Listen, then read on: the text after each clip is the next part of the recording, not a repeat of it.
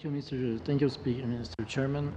What we're talking today is the heart of our democracy and one of the most important things that we have to decide. Because election, the way we elect people, is the heart of everything. All the rest belongs to the way that belongs to the choice that we make to elect our member. Budget, taxes, policies, international affairs, defense, everything belongs to those who have been elected. So it is the heart of our country. This is the heart of our democracy, and as far as I'm concerned, the way to elect people is the most important institution, more important than GG, than the Prime Minister, than anything else. GG, Governor General, you understand that. So this is why it's very touchy.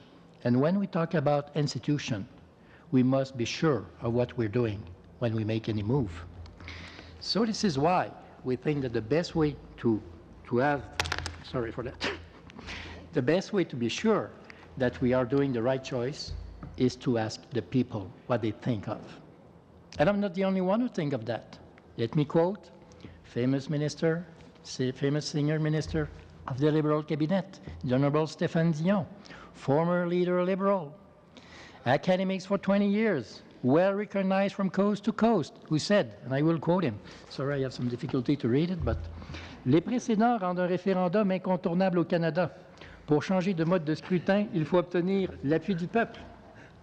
Pour changer le mode de scrutin, il faut obtenir le choix du peuple. It's not conservative who say that. It's a senior cabinet minister, liberal minister. The backbone, the intellectual backbone of the government who say that. I disagree with him on many issues, but I do respect the fact that he's an intellectual, an academic, recognized very well, PhD, and on that issue, can assure you that he's on the right place. Because in policy, in politics, in democracy, we are always on the right place when we ask people what they think of what is the best for the future. We all recognize, too, Mr. Speaker, that our system actual is not perfect. Absolument pas. Malheur à celui qui pense que notre système actuel est parfait. Mais il n'y en a pas de système parfait.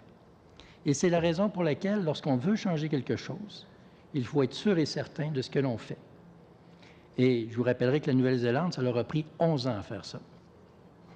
Monsieur Pilon, je comprends que nous partageons pas le même point de vue concernant le référendum. Vous avez tout à fait le droit de le penser. Vous n'êtes pas le seul à le penser. Comme d'ailleurs, nous ici qui demandons un référendum, ne sommes pas les seuls.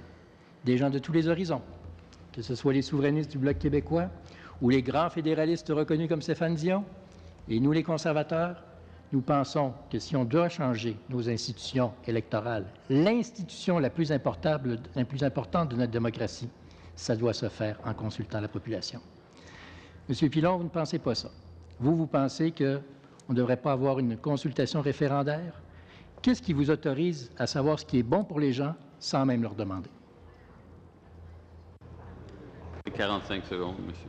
As I've suggested, the higher normative principle that votes should count is what authorizes me to make the claim that I do. The fact is that votes should be equal. That is a fundamental democratic idea. We use the voting system we do not because it was authorized by the people. Elections precede the democratic era by many centuries.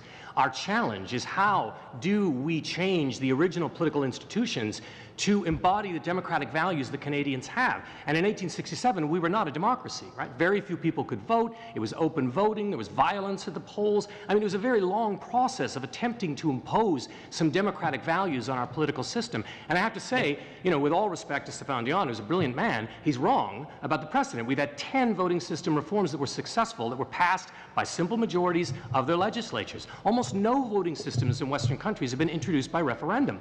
This is a very recent phenomenon, and more to the point, the normative rationale behind the referendums was not any kind of belief or embrace that the people should be the authors of this. It was cynical political posturing by parties that were trying to avoid their commitments. And that is as true in New Zealand as it was in Italy, as it was in the 4 provinces that we had, or the 3 provinces that we had referendums here. Okay, we'll go to Ms. Sahonen now.